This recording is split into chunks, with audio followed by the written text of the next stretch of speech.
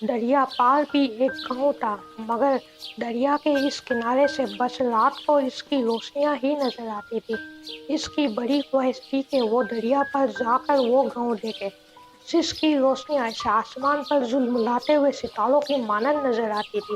وہ اکثر دریا کے کنارے پر کھڑے ہو کر اپنے ننھے ہاتھوں سے پوری قوت سے پتھر پھینکتا۔ پتہ نہیں کہاں سے اس کے من میں ایک بات سما گئی تھی کہ جس دن اس کا پتھر دوسرے کنارے پر پہنچ گیا، اس دن اس کی دریا پار والا گاؤں دیکھنے کی خواہش پوری ہو جائے گی۔ یوں ہی ہر روز اس کے ہاتھ پتھر پھینکتے رہے، مگر اب وہ ننھے ہاتھ نہیں رہے تھے، لیکن ان توانا ہاتھوں میں بھی وہ قوت نہ تھی جو اسے دریا پار والا گاؤں دکھا سکتی۔ لیکن کیا وہ دریا پار نہیں کر سکتا تھا؟ نہیں، ایسی کوئی بات نہیں تھی۔ بس اس کے گاؤں میں ایک عجیب سی بات پھیلی ہوئی تھی کہ کسی صورت کوئی دریا پار نہ کرے۔ ان کے خیال میں اگر گاؤں کا کوئی جوان دریا پار کر گیا تو گاؤں پر کوئی بڑی آفت آ جائے گی۔ مگر کیوں؟ اس سوال پر گاؤں کا ہر بوڑھا پہلے تو اس کی طرف یوں دیکھتا جیسے اس نے کوئی بہت بڑی غلطی کر دی ہو، اور پھر اس سے لاتعلق ہو کر بیٹھ جاتا۔ وہ اکثر دریا میں پتھر پھینک کر دریا میں بننے والے دائرے کا مشاہدہ کرتا۔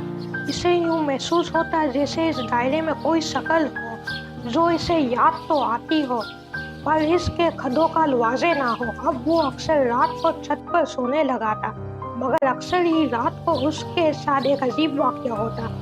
جو رات گہری ہوتی اور فصلوں پر اوس پڑنا شروع ہوتی تو اچانک اس کے چہرے پر دائنی آنکھ کے عین نیچے ایک قطرہ گرتا، لیکن وہ شبنم کے قطروں کی طرح ٹھنڈا نہیں ہوتا، وہ تو آنسوؤں کی طرح گرم ہوتا۔ یوں لگتا جیسے کوئی سر جھکائے رو رہا ہو۔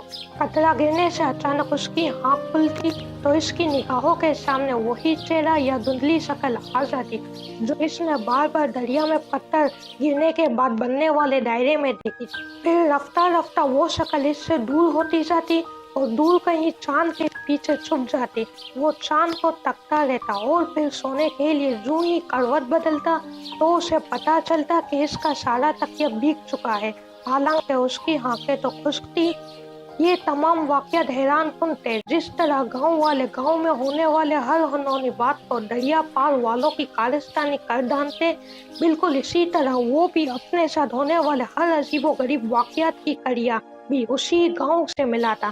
اب وہ دریا پار والا گاؤں دیکھنے اس قدر شوقین ہو گیا تھا کہ اس نے چوری چھپے دریا پار والے گاؤں جانے کا فیصلہ کر لیا۔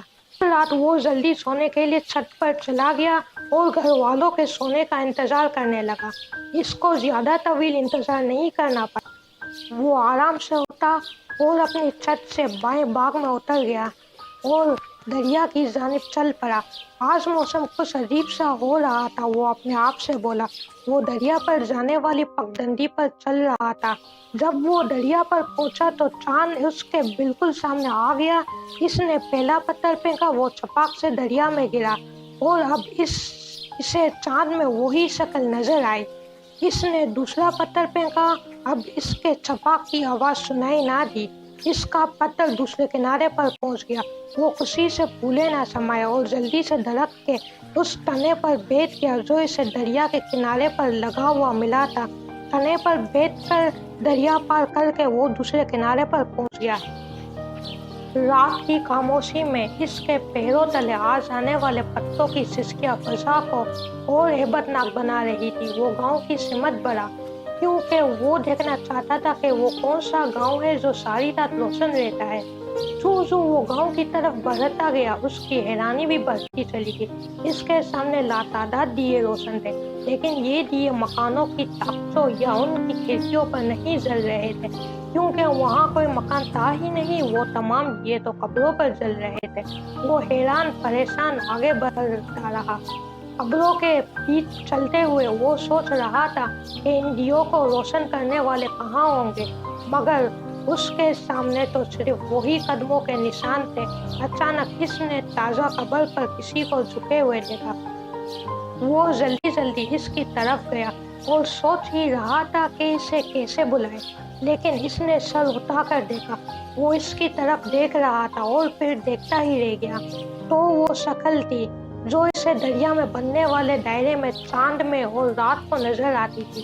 तुम? वो बोला। वो लड़की कहने लगी, हाँ मैं। वो इससे पूछना चाहता था कि वो ये सब क्या कर रही, मगर इसने हाथ के इशारे से मना कर दिया और अपने पीछे आने को कहा और चलते चलते कहने लगी, मैं बहुत थक गई हूँ और मुद्दत से तुम्हारा इंतजार कर रही हूँ।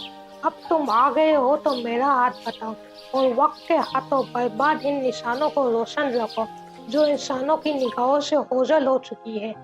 वो उसके साथ दिए जलाने में मशगूल हो गया और यूं काम करते करते बहुत सा वक्त बीत गया। इसे यूं लगता था जैसे वक्त थम सा गया हो।